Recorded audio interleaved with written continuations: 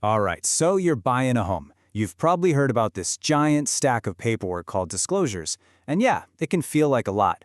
But today, we're going to flip that idea on its head. We're going to show you how these documents aren't some burden to get through. They're actually your single most powerful tool for making a really smart, confident purchase. Okay, let's get into it. So first up, let's just talk about that feeling every home buyer gets, right? It's that fear of the unknown. You're about to make the biggest purchase of your life. But what do you really know about what you're buying? I mean, this is the question that keeps people up at night, isn't it?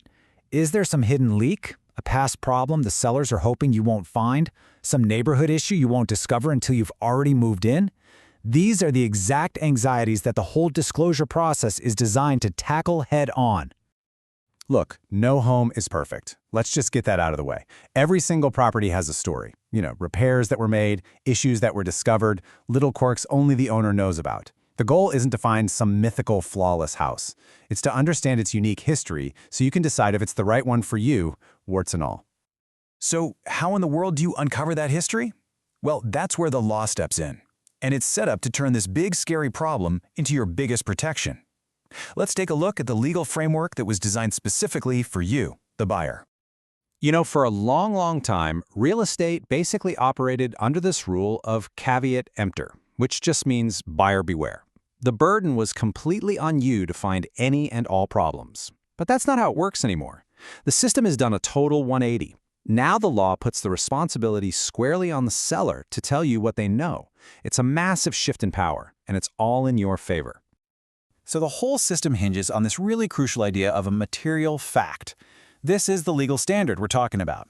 A seller and their agent are legally required to tell you about any known facts that could affect the value or desirability of the property. Just think of it like this. If it's something that would make you pause and say, maybe I shouldn't offer that much, or even, you know what, maybe I don't want this place at all, then it's almost certainly a material fact that has to be disclosed. Okay, so you get this absolutely massive packet of documents. Seriously, it can be dozens, maybe even hundreds of pages long. But instead of getting lost in all that paperwork, we're going to break it all down into 3 simple, easy-to-understand themes. The first big theme is all about the house itself, its physical condition, and any potential safety issues. This is really the nuts and bolts of the structure you're about to call home. And the range of stuff covered here is pretty wild. You've got the things you'd probably expect, like disclosing any known toxic mold or giving you a lead paint pamphlet for homes built before 1978.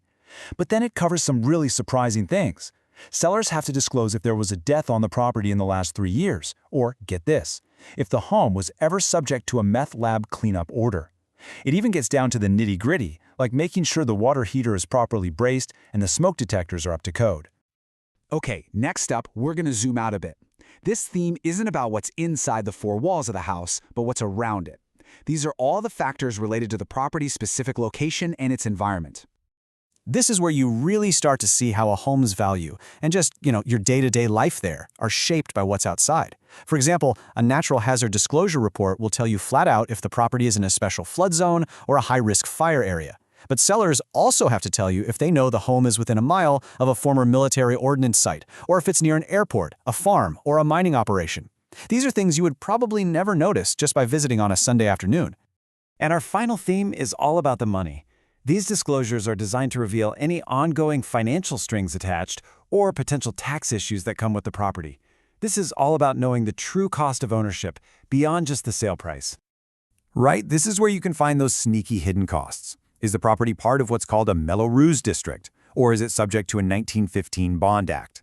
These are basically special taxes that are used to finance local infrastructure, and they can add hundreds, sometimes even thousands of dollars to your yearly tax bill.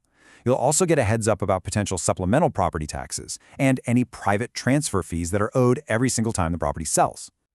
And here's a big one that you need to know about for a very specific scenario. It's called FIRPTA, the Foreign Investment in Real Property Tax Act. Basically, if the seller is considered a foreign person, you, the buyer, are legally on the hook to withhold 10% of the gross sales price and send it straight to the IRS. It's a huge financial detail that the buyer, that's you, is actually responsible for. So we've seen it's the seller's legal duty to give you all this information. But now let's flip the script. How do you, the buyer, take all this and turn it into your most powerful tool? This quote from the statewide buyer and seller advisory really says it all. That big disclosure packet, it's not the end of your investigation, it is the beginning. Think of it as a roadmap that's telling you exactly where you need to look closer and what kinds of questions you need to start asking. So here's your game plan. It's pretty simple. First, you get the documents. Second, and this is crucial, you review them carefully with your agent. Don't just skim and sign. Third, ask questions. If the seller mentions a past roof leak, ask for the receipts for the repair work. And finally, investigate further. The disclosures might be a huge clue that you should get a special inspection for the foundation, or the soil, or maybe the chimney. When you step back and look at it, this whole process is really about a fundamental shift in your mindset as a home buyer. It's about moving from a place of anxiety to a place of real empowerment. By really digging into the disclosures, you're not just checking a box on a form. You're learning the entire biography of your future home. You're transforming yourself from a nervous buyer who's worried about what might be hiding in the walls into an informed owner who truly understands the property, its history, and its needs. And that, right there, is the real power of disclosures. They give you the knowledge to look past the fresh paint and the nice staging and see the real home underneath. They give you what you need to make one of the biggest decisions of your life with clarity and with confidence. So the only question left is, what are you going to look for first?